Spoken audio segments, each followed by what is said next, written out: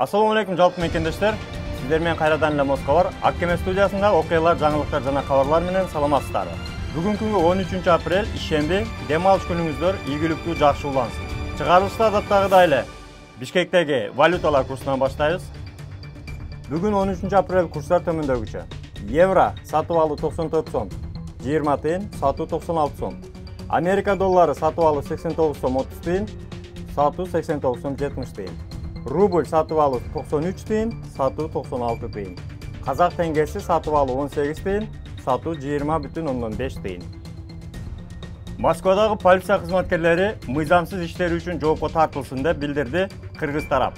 Бул видеону көп адам көрсүн десеңиз, лайктан басыңыз, туугандар арасында таркатып коюңуз. Маалыматты толугу менен сиздерге жеткиребиз. 2024 жылдын 12 апрелинде Кыргыз Республикасынын Тышкы иштер министрлигинин консулдук департаментинде Россия Федерациясынын элчилигинин кеңешчи консулу Буревой менен жолугушуу болуп өттү. Жолугушуунун жүрүшүндө Кыргыз тарабы Россия Федерациясынын ички органдарынын кызматкерлеринин, Кыргыз Республикасынын Россия Федерациясындагы элчилигинин кеңешчисинин үй бүлө мүчөлөрүнө карата дипломатиялык мамилелер жөнүндө 1961 жылдагы Вена конвенциясынын жоболорун одоно бузган аракеттерине өзүнүн тынчсыздануусун билдирди.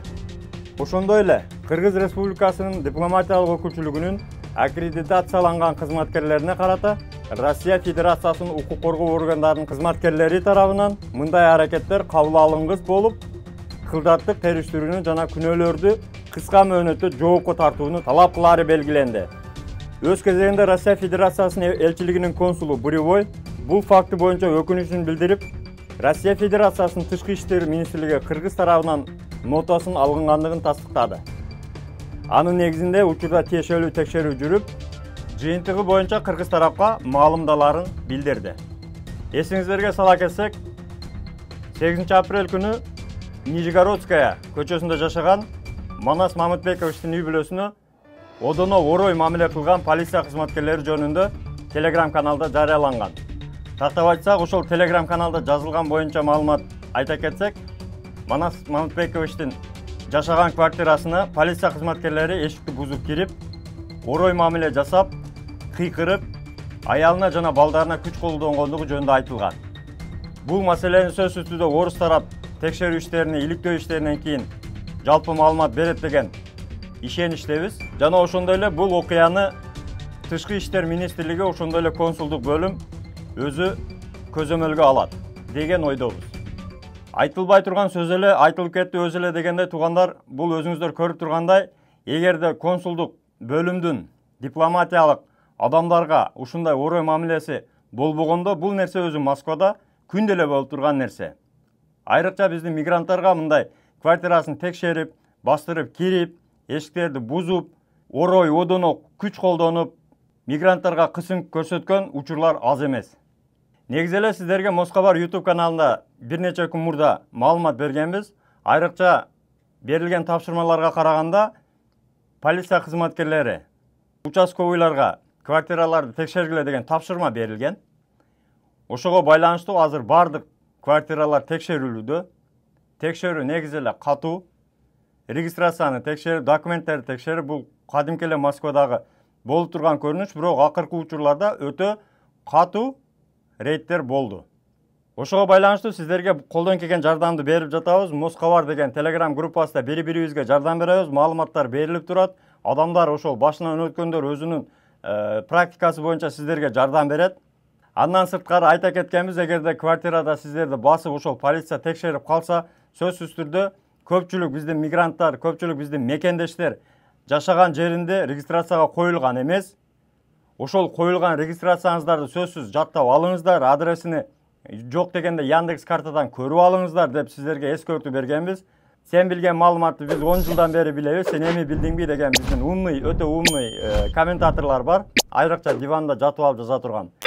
Биз негизи эле маалыматты диванчыларга бербейбиз. Биз жаңы келген, эми Москваны көрүп аткан мигранттарга жардам болсун деп колдон келишинче ошолорго маалымат чыгарабыз. Ал эми диванный эксперттерге только комментарийге бирден лайк коюп коебуз. Сиздер деле бизге бир лайк коюп койсоңуздар жакшы болот.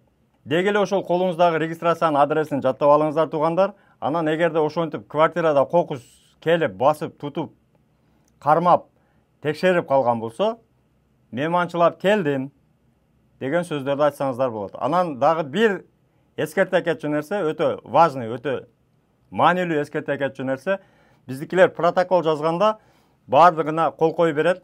Мен таныштым, мен өзүм ушинтип айттым. Анан ал жерде өзгөчө бир жери бар.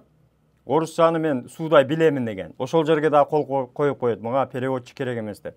Мен орусчаны билемин, суудай билемин, бардык жогуна мен өзүм макулдук бердим деп кол коет.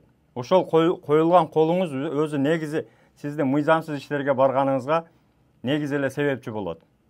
Ошондуктан сөзсүз түрдө эгерде протоколду сиздер билбесеңиздер, түшүнбөсөңүздөр, кол коюштун кереги жок. Же не согласен деп жазып коюңуздар. Ушундай түшүнбөй кол коюудун артынан көптөгөн камалган учурлар дагы болгон, уголовный дело дагы ачылган убакыттар болгон. Жазылган протоколго түшүнбөй кол коюп, кийин ал жерде мисалы мен ушунча нерсени алып баратам, мен ушундай курьер болуп иштейм, ушундай нерселер ташыйм деген жерлерге деле кол коюп койгон учурлар болгон. Ошондуктан туугандар, өзүңүздөргө сак болуңуздар, документтерге так болуңуздар, регистрацияны таза кылып жүрүңүздөр. Таза регистрация боюнча 8936 111 79 11 номер. Жигиттер жардам берет. Деги эле бөтөн жерде бөдө кырсыктан, куру дооматтан Аллахым өзү сактасын. Мекенге эсен аман баарыбыз кайталы. Тапканыңыздарга береке. Үй бүлөңүздөргө жакшылык. Аман болуңуздар туугандар. Москвада мекендештер, документ жок кыйналсаңыздар, регистрация бүтүп калса, же өтүп кетсе, же жоготуп алсаңыз, миграционканы жаңылатыш керек болсо, чек арага коркпой чыгып келейин десеңиз, баягы эле Москвадагы хит болгон Мухиддин ажы кызматта. Өзү до конца айдайт, ашыкча акча албайт, документке жардам берип туурулайт, даже кыйналган мекендештерди бекер ташыйт. Мухиддинге Москвардан деп чалсаңыз, по-братски жылуу жумшак барып келесиз.